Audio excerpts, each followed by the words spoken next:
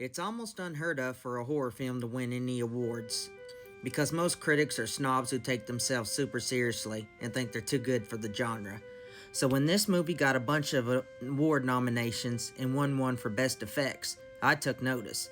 I knew it was either some super woke or arty piece of crap or something truly special. Does this movie deserve its hype? Let me show you. Let's get with it. For the good stuff, I really dig what the movie is trying to say here. It's basically about how society is obsessed with youth and beauty, and anything over 35 basically gets put in the proverbial old folks' home.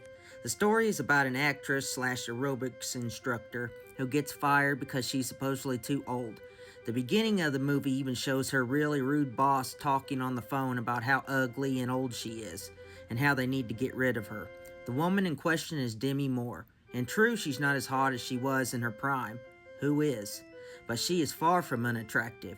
It really tells you something when even someone like Demi Moore, who is known as a beauty queen, can be considered an old hag. Then it can happen to anybody. It also shows how people lose their souls trying to keep up with the impossible standards of modern society. The special effects are gruesome and gory. The direction is well done, conventionally pretty looking but soulless, which is done on purpose to show how soulless Hollywood is. I'm not a Demi Moore fan, but she does fine here. I also love how the woman in question is two people, one the regular 50-year-old and the other a younger, hotter alter ego that comes out when she takes the substance.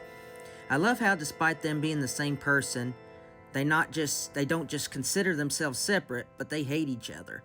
The old one is terribly jealous of her younger looking self, and the younger one looks down on her older self as some old washed up hag who doesn't even deserve to exist.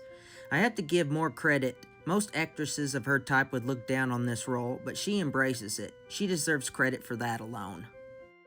For the negatives, this movie is really long. Way too long for a movie of this kind. It should be at tops 1 hour 40 minutes, and even that is probably pushing it.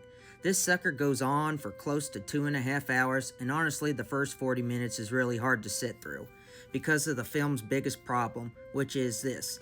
I don't care about any of the characters here. Basically, you got Demi Moore and her young alter ego, neither one of them are likable, and Dennis Quaid is here too.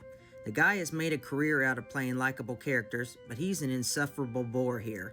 Arrogant, shallow, foul-mouthed, and rude. This is a character study, but unfortunately I don't like any of the characters.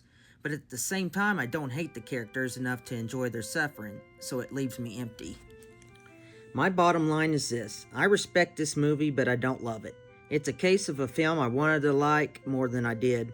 As far as it deserving its acclaim, well, it's a decent film once you get past the boring beginning.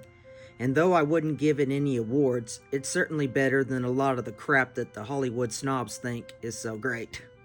See you later on the Hillbilly Review channel.